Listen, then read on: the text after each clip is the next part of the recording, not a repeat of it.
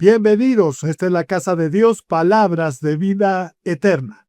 Miércoles de discipulado, edificados en la palabra de Dios. Bendito sea el Señor. Bienvenidos a cada uno de ustedes. Estamos listos y prestos. Por favor, voy a pedirles que abran su Biblia en Primera de Juan. Estamos en el capítulo 5, último capítulo de esta primera carta de Juan. Vamos a ubicar el versículo 1.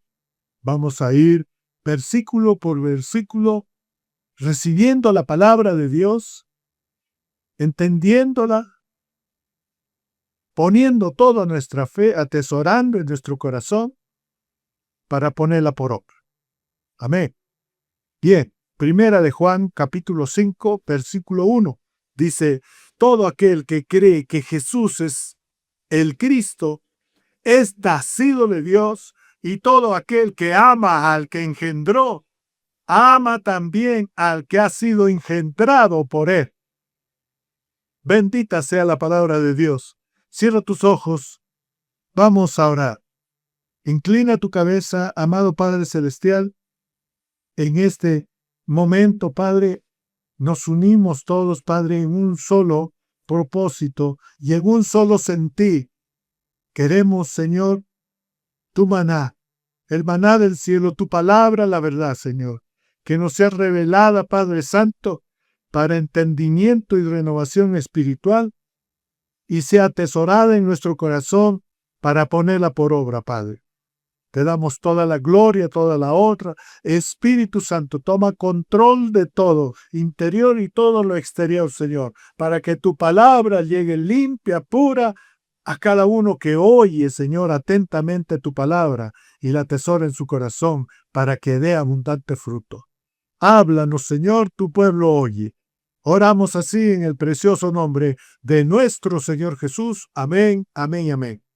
Muy bien, la palabra de Dios dice, si creemos que Jesús es el Mesías, en verdad seremos hijos de Dios y recordaremos que si amamos al Padre, también debemos amar a los hijos de ese mismo Padre.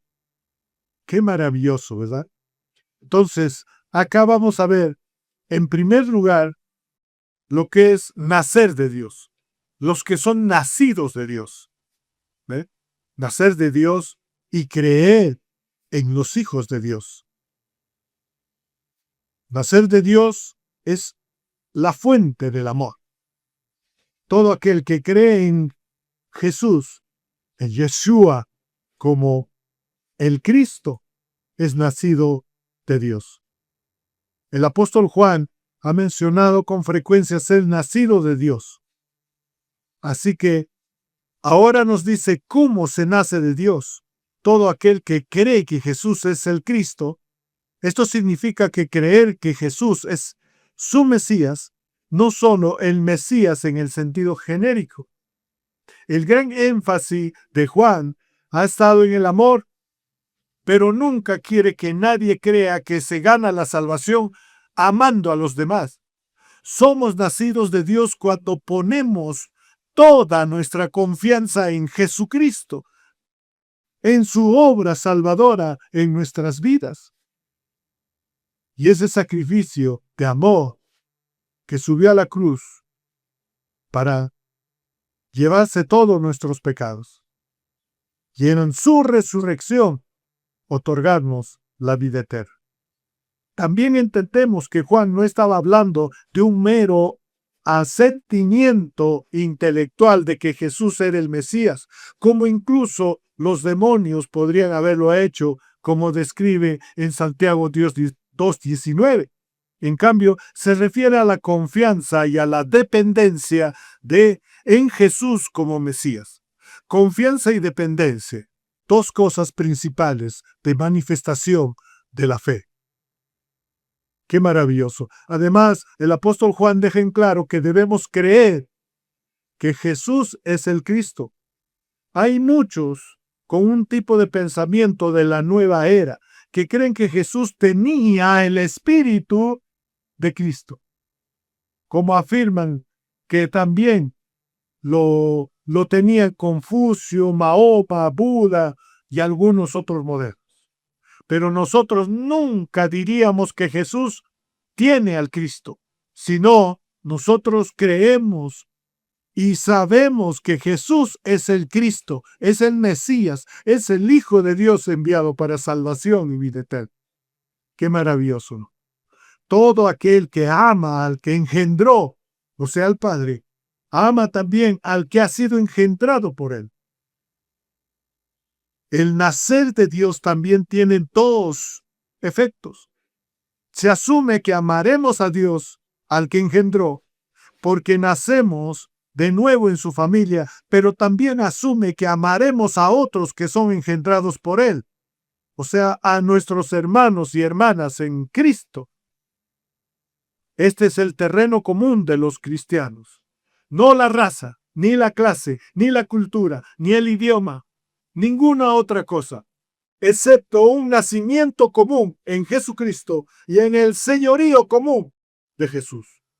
Amar a todos los demás en la familia de Dios significa que no limitas tu amor a tu propia denominación o grupo, a tu propio estatus social o financiero, a tu propia raza, a tu propia perspectiva política, ni a tu propia persuasión teológica exacta. Si alguna de estas cosas significa más para nosotros de nuestra salvación común y el señorío común de Jesucristo, entonces algo anda muy mal. Los padres exasperan e incluso disgustan cuando ven a sus hijos pelear y parecen odiarse unos a otros. ¿Cómo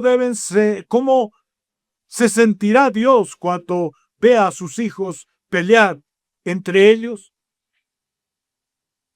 Si nosotros como padres nos sentimos mal, sentimos un dolor cuando vemos pelear a nuestros hijos. Asimismo, el Padre no quiere que andemos en desunión, en pelea, en violencia, cada uno por su lado, de acuerdo a su pensamiento, sino que sea la palabra de Dios que los una y puedan ser transformado ese corazón, lleno de amor, de humildad, de paz, de gozo y sobre todo de la sabiduría de Dios. Entonces esa familia va unida y va a manifestar que son nacidos de Dios, que permanecen en Cristo. Qué maravilloso, ¿verdad? Lo segundo, podemos ver la demostración del amor de Dios. En Juan, capítulo 5, versículos 2 y 3. En esto conocemos que amamos a los hijos de Dios, cuando amamos a Dios y guardamos sus mandamientos.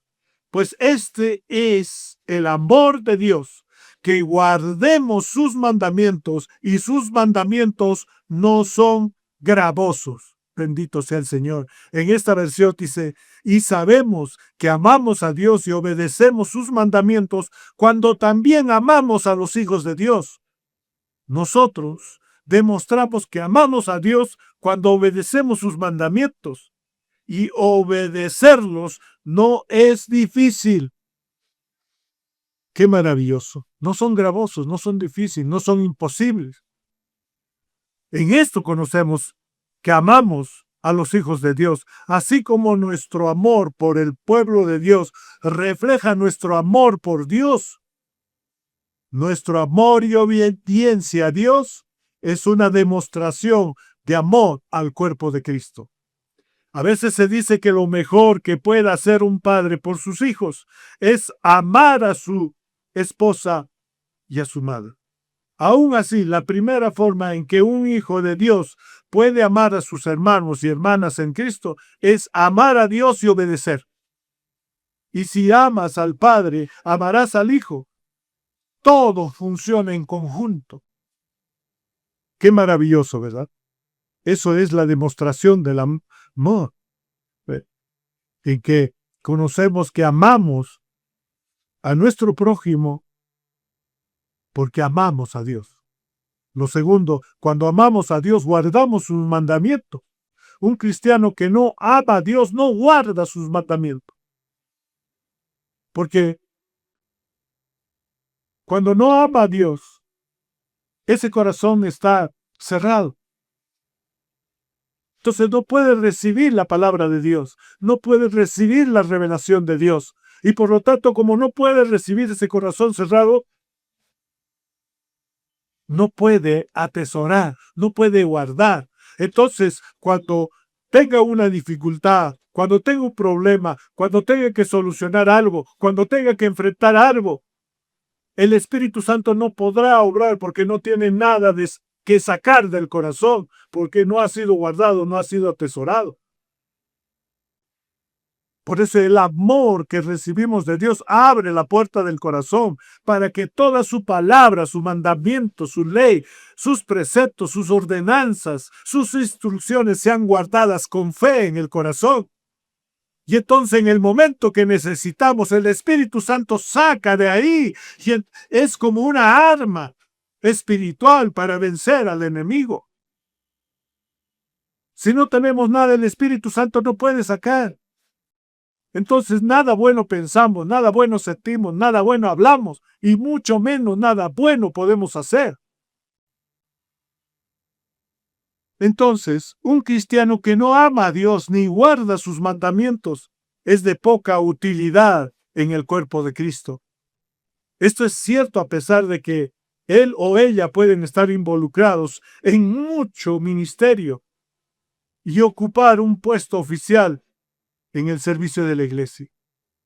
Si no ama verdaderamente a Dios, si no obedece fielmente su palabra, si amamos y obedecemos a Dios por nuestro propio bien, entonces al menos deberíamos hacerlo por amor a los demás. Y eso es lo que nos impulsa más. Debemos amar y obedecer a Dios por amar a los demás. Tercero, pues este es el amor a Dios, que guardemos sus mandamientos. Amar a Dios es también guardar sus mandamientos. El que dice que ama a Dios pero anda según su propio estilo de vida, que anda en desobediencia a la palabra que oye, entonces no tiene comunión verdadera con Dios. Y su altar será desviado a la derecha o a la izquierda.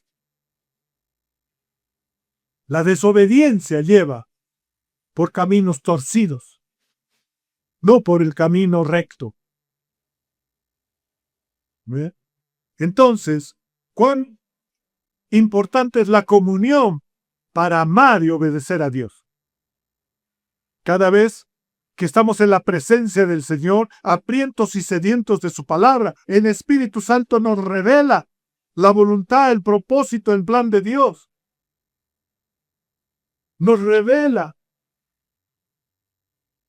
esa transformación que debe haber interna de nosotros.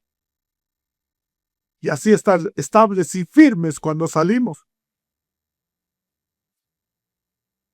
Debemos tener en mente las palabras de nuestro Señor Jesús. Porque Él dijo en Juan 14:15, si me amáis, guardáis mis mandamientos. Simplemente el amor a Dios se manifestará en la obediencia.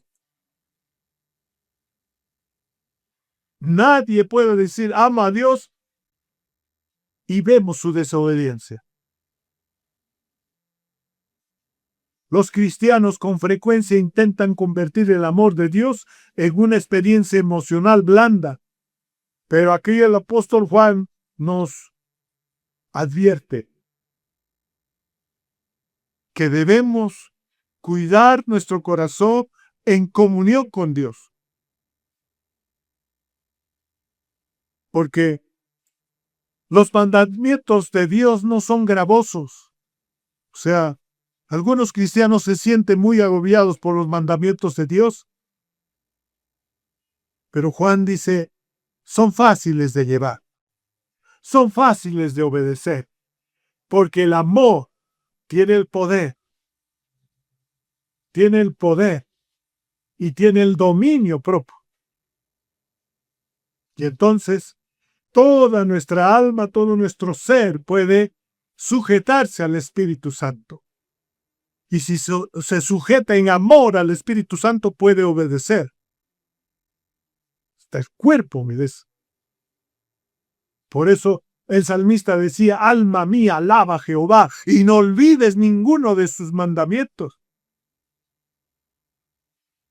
Qué maravilloso. Esa autoridad que da el amor para obedecer hace retroceder el mal, hace quitar todo lo malo por ese mismo poder y esa misma autoridad. Y cuando constantemente seguimos alimentándonos, entonces es fácil rechazar el pecado. Es fácil decir al alma tranquilo. Es fácil no caer en los deseos, en los impulsos de la carne. Sus mandamientos son fáciles de llevar. No son gravosos, no son difíciles. Cuando vemos cuán sabios y buenos son los mandamientos de Dios, nos damos cuenta, viene la revelación, que son regalos para cada uno de nosotros y que nos ayuda a transformar, nos ayuda a perfeccionar, a mejorar todo nuestro interior para hacernos una vida plena con un propósito eterno, de acuerdo al plan de Dios. Los mandamientos de Dios son como un manual del fabricante para nuestra vida. Nos dice qué hacer porque sabe cómo trabajamos mejor. Los mandamientos de Dios no se dan para atarnos, ni para hacernos daño, ni porque Dios sea como un anciano irritado, enojado. Los mandamientos de Dios son fáciles, no son gravosos, porque cuando nacemos de nuevo, se nos da corazones nuevos. Corazones que por instinto desean agradar a Dios, como parte del nuevo pacto. La ley de Dios ha sido escrita en el corazón de cada creyente, como dice Jeremías 31:33. Sus mandamientos son fáciles de obedecer, no son gravosos cuando los comparamos con las reglas religiosas que inventan los hombres. Juan no está tratando de decir que la obediencia es algo fácil. Si eso fuera así, entonces sería fácil para nosotros no pecar. Y el apóstol Juan ya ha reconocido que todos somos pecadores, que todos pecamos. Juan está pensando en el contraste que hizo Jesús entre los requisitos religiosos de los líderes religiosos de su época y la sencillez de amar a Dios y seguirlo.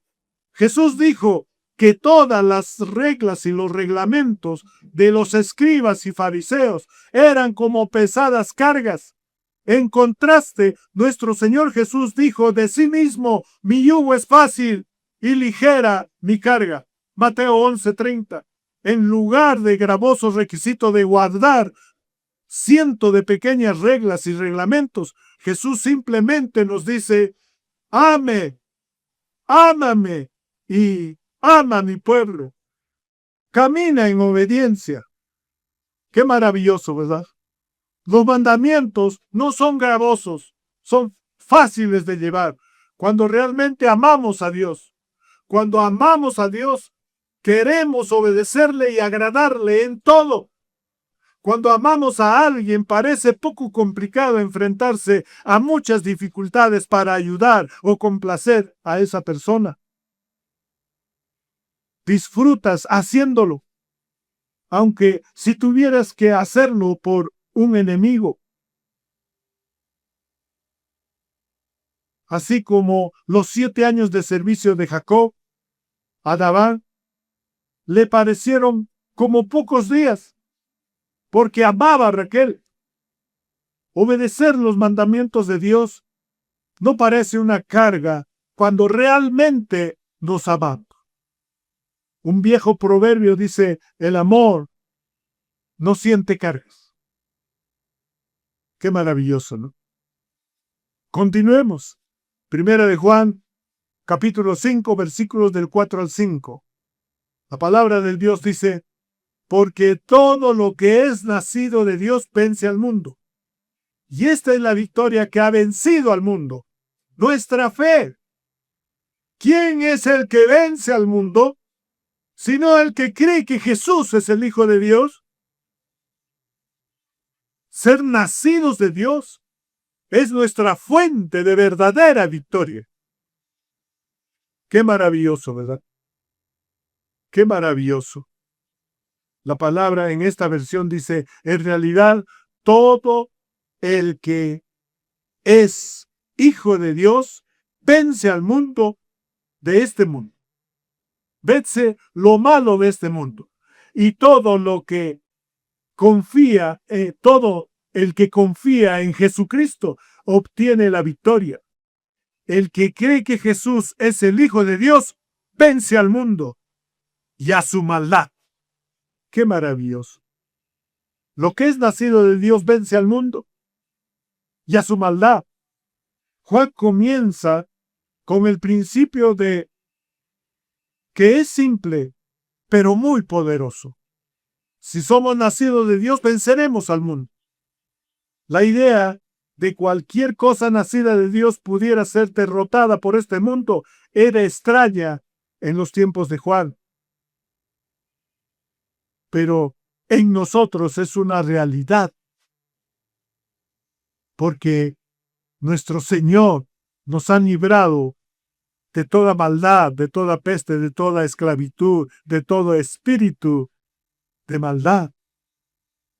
Nos ha acercado al reino de Dios y el reino de Dios permanece en nosotros. Y ahora podemos vencer todas las artimañas de Satanás y sus demonios, todas las estrategias.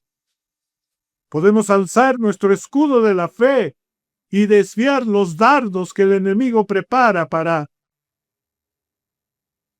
llegar a nosotros. Podemos declarar la palabra de Dios levantando la espada. La verdad te hará libre, dice. Podemos calzarnos con el zapato del evangelio, porque hay poder cuando llevamos la palabra de Dios. Entonces, esa es la victoria que ha vencido al mundo. Y esa victoria tiene la fuente en nuestra fe. Dado que el creer en Cristo es la clave para nacer de Dios. La clave para la victoria es la fe. No solo una fe inicial. Ni ven al altar y se salvan, sino de una fe constante y permanente, de una dependencia y una confianza continua en Jesucristo, de un nacer de nuevo. Porque si no naces de nuevo, no tendrás la vida eterna, dijo nuestro Señor. Entonces, Juan aquí en su carta está repitiendo el pensamiento con las palabras. ¿Quién es el que vence al mundo? Sino el que cree que Jesús es el Hijo de Dios. La vida de fe permanente y la confianza en Jesucristo es la vida que vence las presiones y las tentaciones del mundo. Saber quién es Jesús, no solo como una cuestión de hechos o información, sino como alimento diario para la vida, llena el alma de cosas tan grandes acerca de Él, que fácilmente se convierte este mundo en una sombra despreciable y lo priva de todo su antiguo poder sobre nosotros. ¿Quién vence al mundo?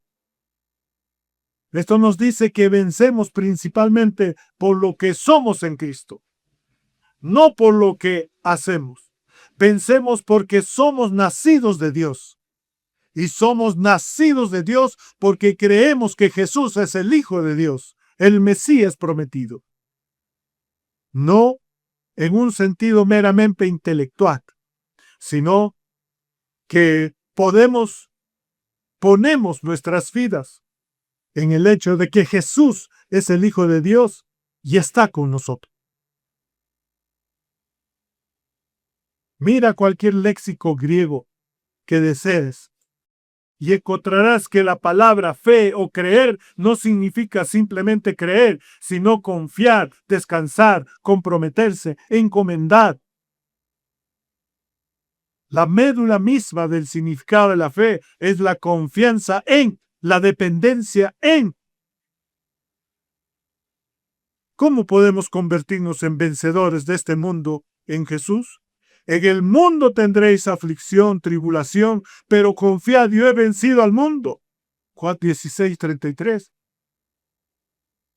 Dado que Jesús ha vencido al mundo, mientras que permanecemos en él, somos vencedores en Jesús. No por nuestras fuerzas, sino por el poder de su Espíritu Santo. El apóstol Juan dijo que aquellos que estaban creciendo en su caminar con Jesús habían vencido al maligno. Conforme caminamos con Jesús y creemos en ese caminar, venceremos a nuestros enemigos espirituales. Los vencedores tienen un lugar especial en el mundo venidero. Jesús prometió: al que venciere, le daré que se siente conmigo en mi trono, así como yo he vencido y me he sentado con mi Padre en su trono. Apocalipsis 3:21. Los vencedores vencen porque la sangre de Jesús vence las acusaciones de Satanás. La palabra de su testimonio vence el engaño de Satanás. Y no ama sus vidas vence la violencia de Satanás. Apocalipsis 12:11. Lo repito, los vencedores vencen porque la sangre de Jesús vence las acusaciones de Satanás. La palabra de su testimonio vence el engaño de Satanás. Y no amar sus vidas vence la violencia de Satanás. Qué maravilloso, ¿verdad? Qué maravilloso. Y esto nos da a conocer plenamente quién es Cristo. ¿Quién es el Hijo de Dios? ¿Quién es el Mesías? Continuemos. Mira lo que dice la palabra de Dios en 1 de Juan 5, versículo 6 en adelante. Cuando Jesucristo vino a este mundo, fue bautizado en agua y al morir derramó su sangre. El Espíritu de Dios es testigo de esto, y todo lo que el Espíritu dice es verdad. Qué maravilloso, ¿verdad? Nuestro Señor Jesús vino 100% hombre. Él anduvo en la presencia del Padre. Anduvo sujeto al Espíritu Santo, en ayuno, en oración constante. Fue bautizado en agua. Qué maravilloso. Juan el Bautista no quería bautizarlo, porque dijo: yo, ¿cómo voy a bautizar al Hijo de Dios? Más bien, yo tendría que ser bautizado por ti. Y nuestro Señor Jesús le dijo: tiene que cumplirse la ley. Y fue bautizado. Y dice, cuando fue sumergido al agua y salió del agua, se abrieron los cielos y una voz de Dios dijo: este es mi Hijo amado en quien tengo mucha complacencia. Y entonces el Espíritu Santo vino como paloma y se posó, permaneció en él. ¡Qué maravilloso! Así como Jesús humanamente fue guiado por el Espíritu Santo, así debemos ser guiados por el Espíritu Santo.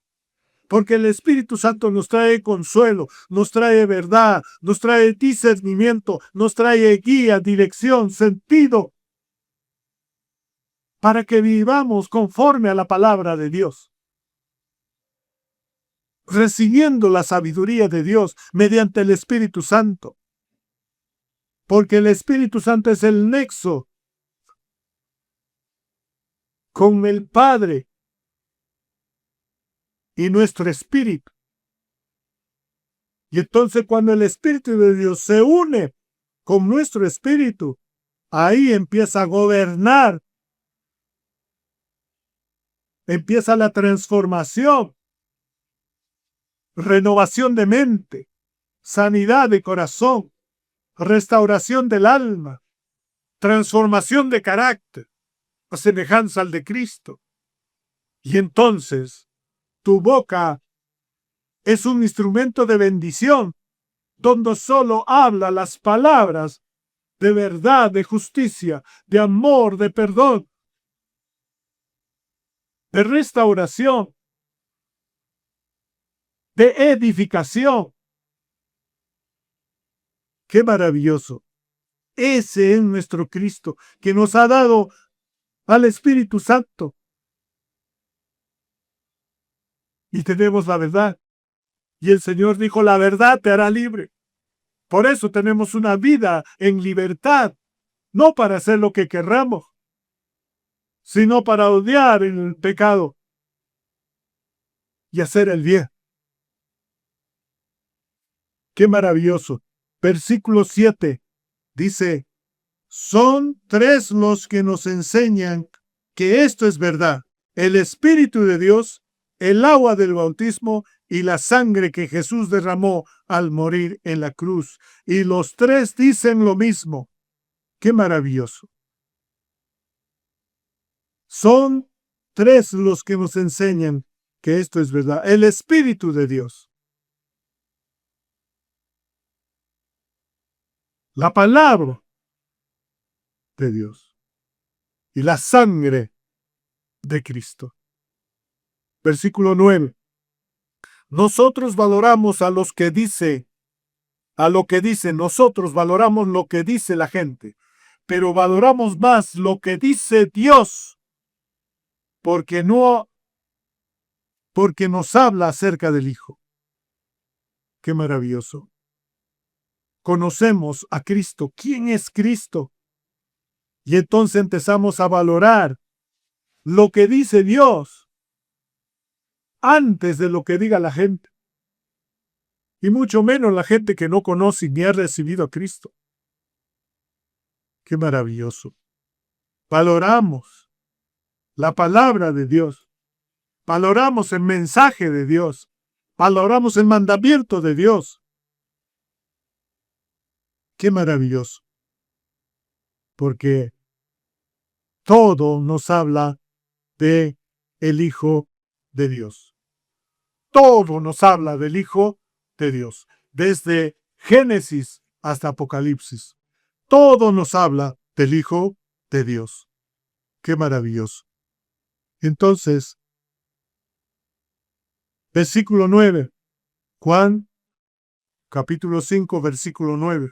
Nosotros valoramos lo que dice la gente, pero valoramos más lo que Dios dice, porque nos habla de Cristo. Versículo 10. Confiar en el Hijo de Dios es creer en lo que Dios ha dicho, pero el que no cree en Dios lo hace pasar por mentiroso, porque no ha creído lo que Dios mismo ha dicho acerca de su Hijo Jesucristo. Versículo 11. Y lo que Dios ha dicho es que Él nos ha dado vida eterna y que tendremos esa vida si creemos en su Hijo. Si vivimos unidos al Hijo de Dios, tenemos la vida eterna. Si no vivimos unidos al Hijo de Dios, no tenemos la vida eterna. Entonces, ¿quién es Cristo? ¿Quién es Cristo? ¿Quién nos bautiza? En espíritu y en verdad. ¿Quién es Cristo? El que nos hace valorar la palabra de Dios. Nos hace valorar a Dios. ¿Quién es Cristo? El que nos hace crecer y nos afirma en la fe cuando creemos en el Hijo de Dios. Nos hace confiar en su palabra, que es verdad. Entonces ya no admitimos en nuestra vida mentira. ¿Quién es Jesús? Jesús es el que nos otorga la vida eterna. ¡Qué maravilloso! Entonces, el apóstol Juan concluye el capítulo 5 en el versículo 13 diciendo: les escribo a ustedes que confían en el Hijo de Dios para que sepan que tienen la vida eterna. Confiamos en Dios, pues sabemos que Él nos oye si le pedimos algo que a Él le agrada. Y así como sabemos que Él oye nuestras oraciones, también sabemos que ya nos ha dado lo que le hemos pedido. Si alguno ve que un hermano de la iglesia comete un pecado que no lleva a muerte, debe orar por ese hermano para que Dios le dé vida. Pero se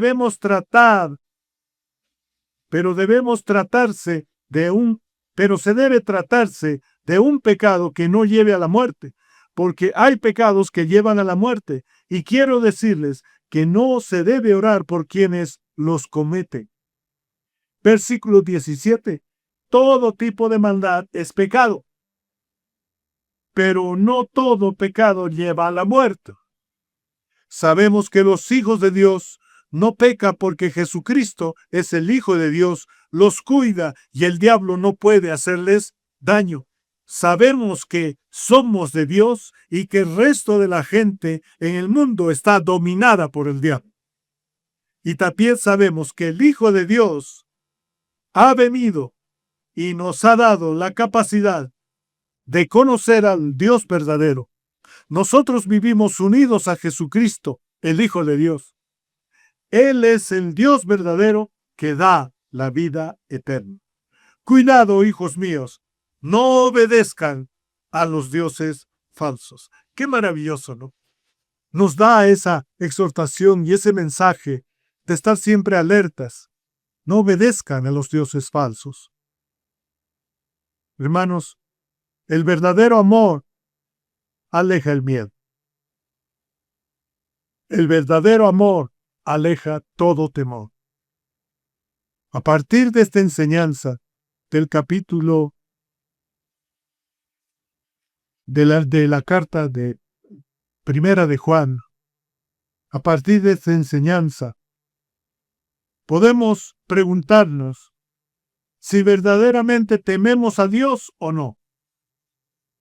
¿Tenemos miedo de enfrentar el juicio final?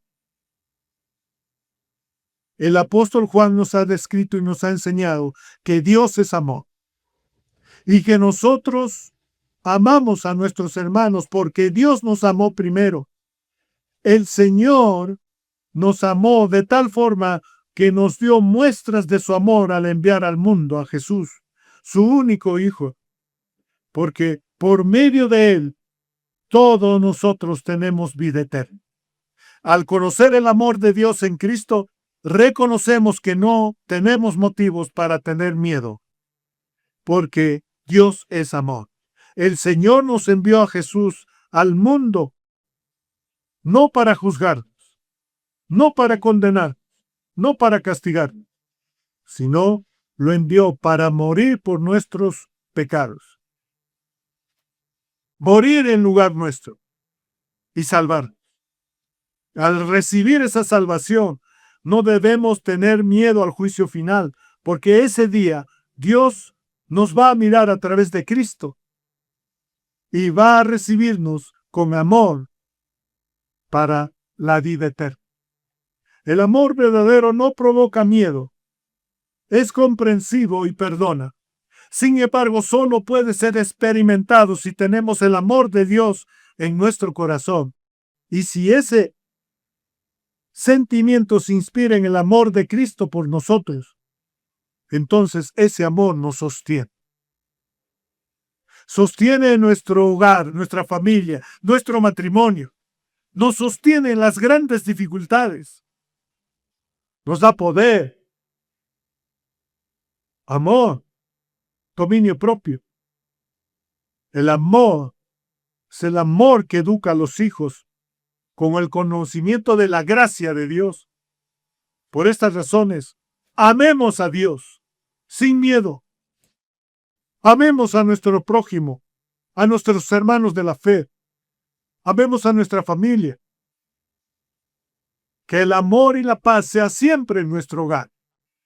Entonces el gozo florecerá. Fructificará la paciencia.